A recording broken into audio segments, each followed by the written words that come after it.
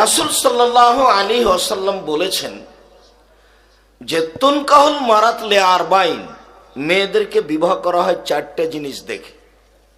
তবে আল্লাহ রাসূল চারটে জিনিস দেখতে বলেননি, বলেছেন এটা পুরুষের স্বভাব, এটা পুরুষ মানুষের যুবকের গতি। এরা বিবাহ করলে চারটে জিনিস দেখে। আরবাইন লে মালেহা অলে হাসাবেহা অলে জামালেহা অলে দিনেহা। প্রথমে দেখে টাকা, বিবাহ করলে জমি জায়গা পাওয়া যাবে কিনা। ভাগ দিয়ে এলাকায় যদি শ্বশুর বাড়িতে 10 শতক জমি মিলে তাহলে তো কোটি কোটি টাকা। আল্লাহ নবী এভাবে বলেননি। আল্লাহ নবী বলছেন পুরুষের স্বভাব, ওরা বিবাহ করলে চারটে জিনিস দেখে। এক, মেয়েটার বাপ মা ধনী কিনা।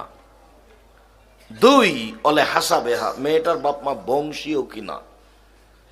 কোনো সময় মারামারি লাগলে বা জেল হাজত হলে টাকা পয়সা বা কোনো ক্ষমতা প্রয়োগ করতে পারবে কিনা, বংশ দেখ। তিন, অলে জামালেহা, মেয়েটা সুন্দরী কিনা, 3 নম্বরে এসেছে। 4, মেয়েটা ধার্মিকা কিনা। এইটা মানুষের দেখে। ধর্ম পুরুষও দেখে যে মেয়েটা ভালো কিনা।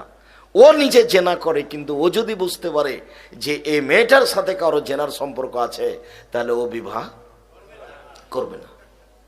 ওর হাজারো সম্পর্ক আছে, সেটাও এখন দেখবে না। এমনকি তার সম্পর্ক জানে, কিন্তু 6 মাস বছর পরে যদি মেয়েটার দুর্বল সম্পর্ক প্রমাণ হয়ে যায়, তাহলে সে তাকে তালাক দিয়ে দিবে। তো পুরুষ মানুষও ধার্মিক মেয়ে খুঁজে। পৃথিবীর মানুষ শুনে রেখো, আমি মুহাম্মদ সাল্লাল্লাহু আলাইহি সাল্লাম বলছি, ফাজফার বিজাতিদ দ্বীন, তোমরা ধার্মিক মেয়েকে বিবাহ করো।